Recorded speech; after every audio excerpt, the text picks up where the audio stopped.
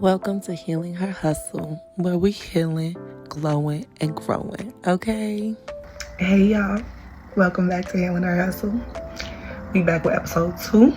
Now, if y'all remember from episode 1, from surviving to thriving, we talked a lot about what this channel will be about, what our plans is, what our goals is, and what we plan on doing with each other. Now, this is episode 2, right? From dead end jobs, hustling, and breaking the cycle. That's what this one is going to be about. If you watched episode 1, you got a slight idea of the kind of trauma, survival, a hint of what I've been through. But today, I do want to delve a little bit deeper in my old jobs, my old hustles, and how I got where I am today, or how I got to this point in my life. So, I don't know, if you're tired of the cycle, this one might be for you because we're breaking it today. I'm gonna start off with my first job. Again, I was 16 years old when I had my baby, and I think that I planned on going to college. I wanted to come to Atlanta and go to college. But it didn't really pan out that way. I did end up graduating about a semester early, having him, and the first thing I thought about was working a job. I got hired at the little Pizza Hut right up the street, and that was my first job, was waitressing. And this was back in the day when Pizza Huts had the where you can dine in, and order pizzas, and then they had the salad bar, the pizza bar, like the pizza buffet, that. So this was my schedule. I would wake up, take the baby to my mom, go to school. After school, I would go to track practice, basketball, whatever sport I was doing at the time. And then I would go to Pizza Hut and be working literally from 5 to 11, do that all over again. And my weekends was track meets, basketball games, and so was a lot of evenings. So I would have to take off work.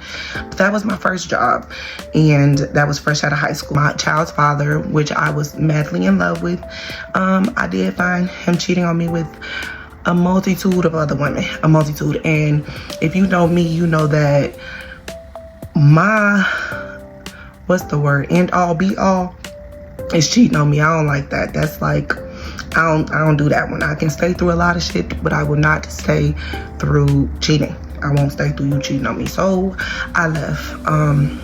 And after leaving, that's when I was basically taking care of my baby on my own, because his parents were helping, but he really wasn't. So then I did start dancing in Wisconsin. I was 18 at the time. You had to be 18 to dance at the club.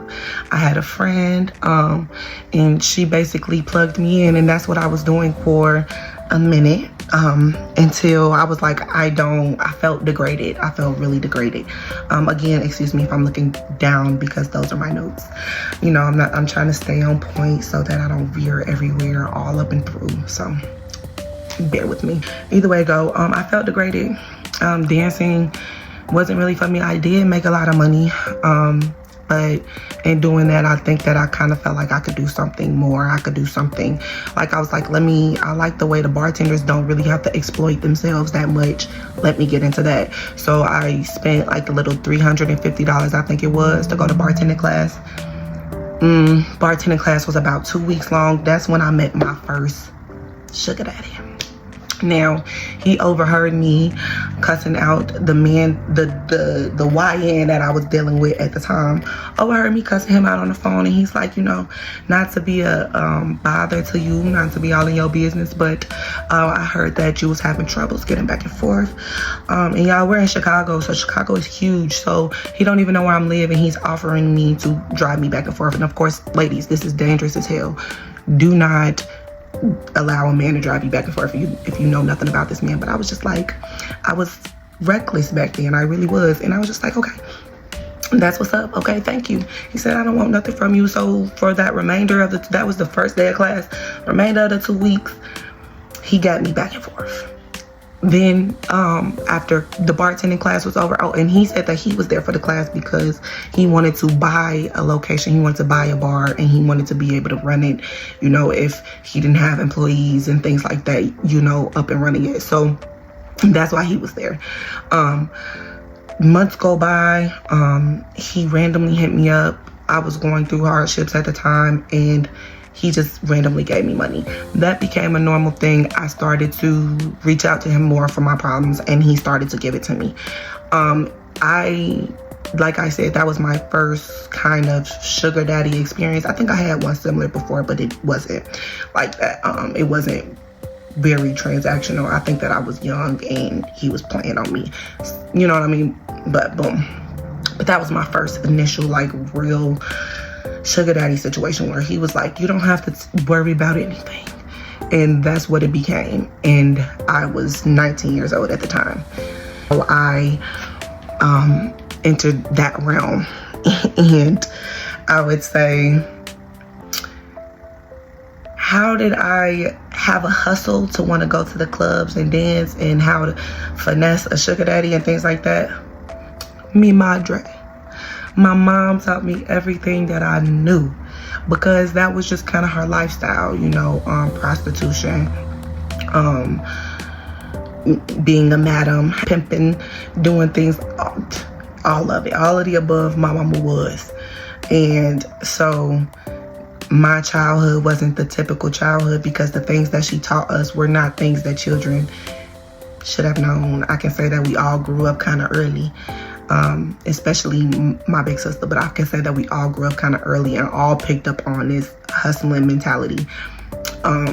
Instead of, oh, well, let me go get a career, or let me, you know what I mean? It was more just so of a hustling mentality. I can give more of that background. That's another video for another day. You know what I'm saying? At a point in time, it was a point in time where I just felt like I'm wearing myself thin. All this hustling, all, you know what I mean? All like always having to adjust to something new, because it was kind of just a quick, fast life. Quitting jobs just because I just don't like rules, don't like regulations, don't like being talked to any kind of way, like don't like being told what to wear, how to act. And my anger is on a whole nother level. So it was just a whole bunch of quitting jobs whenever just I felt like it didn't value these jobs, because I didn't go into these jobs with the, oh, I need the experience from this job to move on in life to get me to the next level. No, it was just like, I need something to pay my bills, to take care of my vices, to take care of what I want at this time. Always in survival, you know what I mean? In a real state of survival. But in feeling that, I feel like, I say all this to say, because in feeling that, I just knew that I feel like I deserved more, or that there was more for me.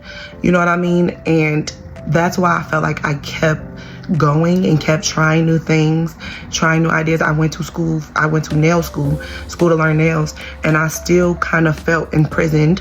And while I'm working at different salons, I feel like it was a certain freedom that I was lacking. It was a certain, and I think that has everything to do with that